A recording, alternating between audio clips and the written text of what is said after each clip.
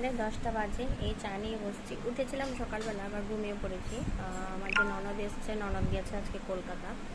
তো শাশুড়ি মা আছে, তো ভাতটা একটু পরে খাবো। আর আমার আর ওর ইনভিটেশন আছে দুপুরবেলা। তো এখন একটু চা খাচ্ছি। কালকে সারাদিন কিচ্ছু খাইনি, শরীরটা এত খারাপ।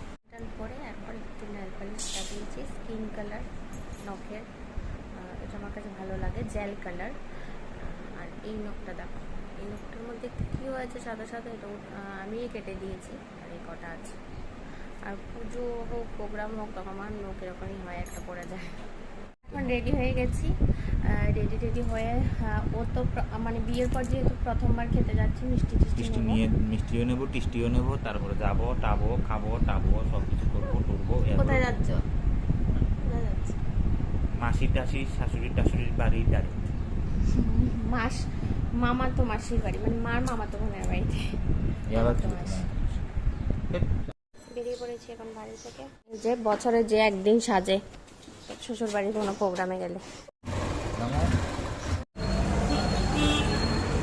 যাচ্ছি শেরওয়ালিতে মিষ্টির জন্য, নিয়েছি মিষ্টি,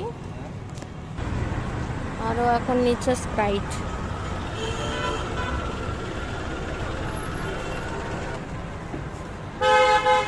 মা ওরা খেয়ে নিয়েছে, আমরা জাস্ট গেছি। তো ছোটো ছোটো করে যা ব্লগ নিয়েছে অতটা নিয়ে, ছোটো মাসি এসছে, অনেকেই এসছে। তো খাওয়াতে অনেক কিছু ছিল, ফ্রেঞ্চ ফ্রাই ছিল, কুমড়ি ছিল, ডিমের একটা ডেভিড করেছে ওটা ছিল, তারপর একটা পনির ছিল, চিংড়ি মাছের কষা ছিল, দেখো লেগ পিসটা কত বড়। তারপর অনেক কিছু ছিল, বড় মাছ, টক, মিষ্টি, পাঁপড়, এত আইটেম করেছে। ডিম থেকে, পনির থেকে, 2 রকমের মাছ, তারপর বড় বড় লেগ পিসের কষা, অনেক কিছু ছিল। চলে এসেছি ঘরে, আইটেম ছিল প্রচুর। তো প্রচুর গরমও পড়েছে আজকে, দিয়ে ঘরে চলে এসেছি। ভাবলাম যেহেতু বেরোই না, একটুখানি হাওয়া খেয়ে আসবো ওর সঙ্গে, কিন্তু হালকা হালকা গুড়ি গুড়ি বৃষ্টি পড়ছে, ওই জন্য চলে এসেছি ঘরে। কামড় দিত, দাঁত মনে উঠতেছে না আমারে না। হ্যাঁ, তো ফ্রেশ হয়ে নিয়েছি এসে, এখন 6টার মতো বাজে। অনেকদিন পর বেরিয়েছি, পাটা পড়ছে যন্ত্রণা, তো একদম ফ্রেশ হয়ে গেছি এক্ষুনি।